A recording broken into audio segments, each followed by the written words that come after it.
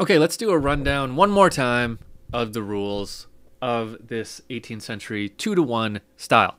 Now, these are kind of our 6 main rules. They're different than just the rules I talked about before in regards to just non-chord tones. So, rule number 1, follow the guidelines of first species counterpoint. So start there. Start with all the rules of first species counterpoint. So that means our type of motion that we looked at back here, oblique, contrary motion, similar motion, and parallel motion. Those are our 4 types of motions. Those still apply.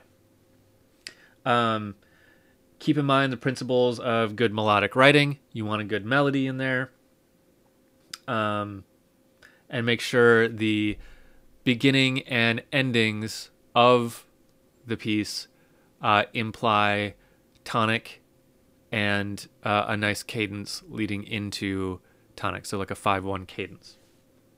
Number 2, chordal skips, passing tones, neighbor tones on the offbeat and occasionally on the downbeats are okay.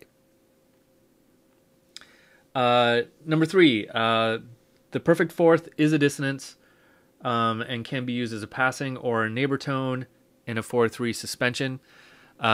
So remember that the 4 is a dissonance that needs to resolve either up to a 5th or down to a 3rd. Usually a 3rd, especially if it's a suspension, it's got to go down to a 3rd.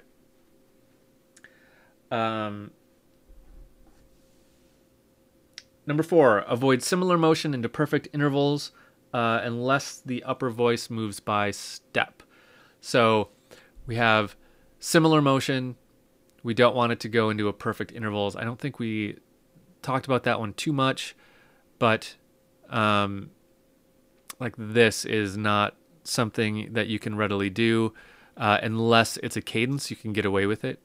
So we have similar motion into a perfect interval. So you can do it in a cadence, but it's not something that we want to do all the time. It's a rare thing. Parallel octave. Number 5, parallel intervals, still not good. That falls into number 1 that we talked about a minute ago, which is rules of first species counterpoint, but it's worth re-emphasizing. Avoid parallel perfect intervals. And number 6, occasionally include dissonant suspensions, especially when heading towards a cadence. So watch out for your cadences. Dissonant suspensions, totally okay. As well as some of those non-chord tones on strong beats that is allowed in 18th century style of counterpoint. So those are our main rules, everything we've covered so far. So let's do one more worksheet, and then we're going to head into the full SATB composition. So writing for 4 voices. Off we go.